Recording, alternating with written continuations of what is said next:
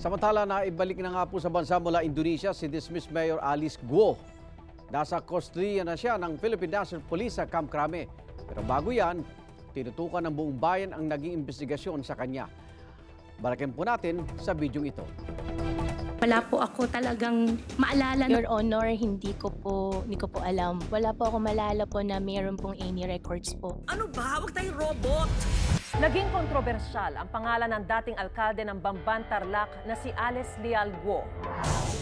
Matapos madawit at malaman na may koneksyon siya sa sunod-sunod na kaso ng iligal na operasyon ng Pogo, torture, illegal detention at human trafficking sa Tarlac. Lumabas din ang ilang impormasyon tungkol sa kanyang tunay na pagkatao. Ang tatay ko po ay Chinese. Kung siya ay Chinese, yung tatay nyo, bakit kaya ang sabi sa birth certificate mo na ang tatay mong si Angelito Guo ay Filipino? Bakit ganun? Your Honor, yung Angelito po, yan po yung Filipino name po ng tatay ko. Magkakaiba rin ang impormasyon tungkol sa ina ni Guo. Lumaki po ako sa farm, Your Honor. Tinago po ako ng tatay ko po. Lumaki po ako na ako lang po. Bukod din sa kanyang mga ari-arian, ang cash and bank naman niya ay 200 million pesos. Nagdeklara naman siya ng liabilities na 250 million pesos. You have assets of almost 300 million pesos, Mayor. Para sa akin po, hindi yan simpleng tao lamang. Hindi tumigil ang otoridad sa pag-iimbestiga at unti-unti na nagkakaroon ng linaw dahil napag-alamang hindi homeschooled si Guo. Nag-aral siya sa isang private Chinese school sa Quezon City. At isiniwalat ng NBI na nagtugma ang fingerprints ni Guo Huaping at Alice Guo.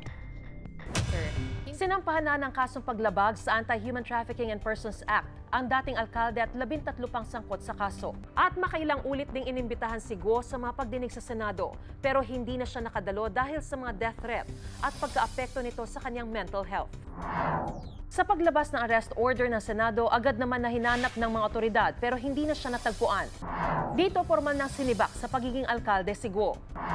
At patong-patong na kaso ang isinampas sa kanya. Ang matagal na hinala ng marami, nakumpirma nang ibinunyag ni Senador Risa Ontiveros na wala na sa Pilipinas si Alice Guo. Who allowed this travesty to happen? Sinong may kagagawa nito? Hindi makakaalis si Alice Guo kung walang tumulong sa kanya ng mga opisyales ng pamahalaan. Dito na sinimula ng mga otoridad ang paghahanap kay Alice Guo at sa kanyang mga kasama sa mga bansa na maaaring kinaroroonan nila. August 22 nang maibalik sa bansa ang sinasabing kapatid ni Alice Guo na si Sheila Guo at ang negosyanteng si Cassandra Leong matapos mahuli sa Batam, Indonesia. May sunto sa amin na isang sasakyan. Sa akin dinala. Anong klaseng sasakyan? Van.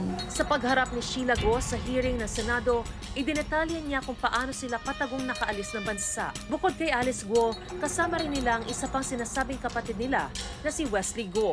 Kundiyahin yung barko. Diretso kay Malaysia? From Pilipinas? Saan? May palit. Ha? May palit yung mas malaki pa. Sa kanyang salaysay, nagpalipat-lipat daw sila ng bangka para makarating sa Indonesia. Hindi ka nagtanong, bakit tayo palipat-lipat ng bangka nito? Maliit, lipat ng malaki. Doon sa naduda na ako eh. Inamin din ni Sheila na hindi niya biological sister si Alice Guo.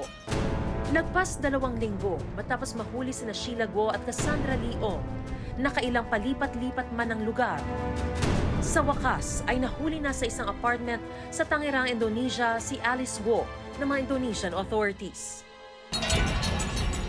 At ngayong araw nga ay nakabalik na ang dismissed mayor sa Pilipinas para harapin ang kanyang patong-patong na kaso at para harapin ang mga tanong na naghihintay ng kasagutan.